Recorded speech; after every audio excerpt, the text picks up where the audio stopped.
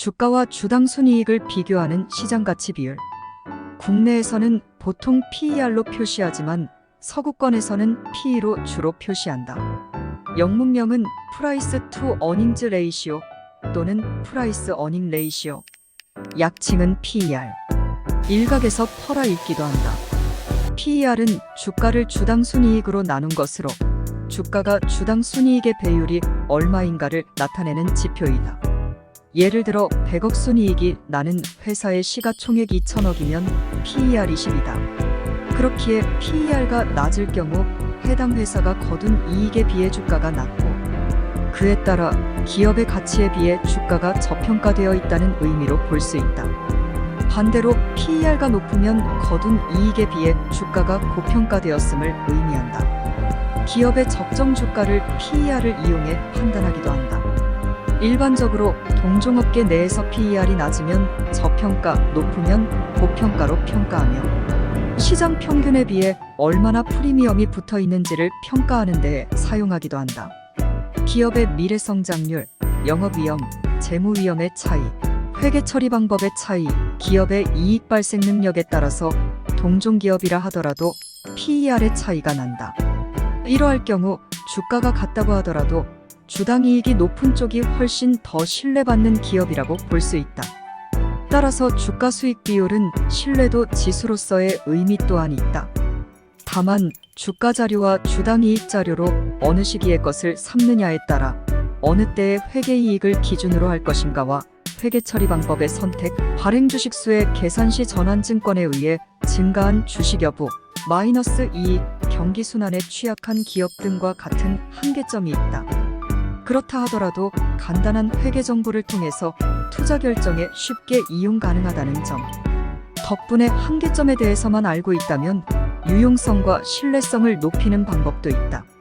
저 PER주를 매수하는 것이 좋다고 주식 관련 서적에 나타나 있는 경우가 흔한데, 이 방법은 주식시장 지수에는 적용할 수 있지만 개별 기업에 적용하기에는 매우 위험한 방법이다. 개별 기업은 극단적으로 높거나 낮은 PER을 갖는 경우가 많은데, 그 PER이 시장 평균 수준으로 되돌아간다는 보장이 없기 때문이다. PER에서의 이는 어디까지나 과거의 이익이고 P는 현재의 주식 가격이다. 개별 주식이 PER이 낮다면 저평가되어 있을 가능성은 사실 낮고, 회사에 뭔가 문제가 있거나 전망이 안 좋아서 주가가 내려간 것일 가능성이 훨씬 높다. 이후 수익이 확 낮아지면 낮았던 PER도 다시 높아지니까.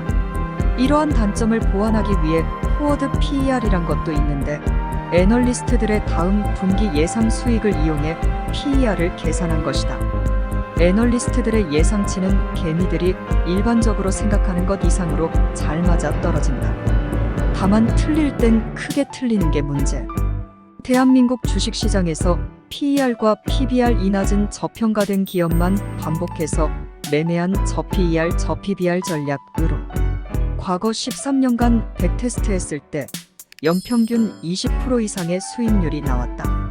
참고, PER의 역수는 주식의 기대 수익률로서 일반적으로 국채의 금리보다 높다.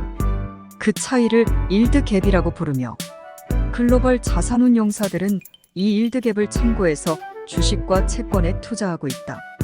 PER이 증가했던 시기는 주당 순이익이 증가하던 시기와 통계적으로 거의 일치한다.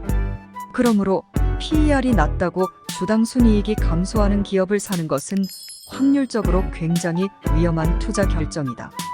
1980년대 일본 거품 경제 붕괴 직전 일본 주식시장의 PER은 무려 67에 육박했다.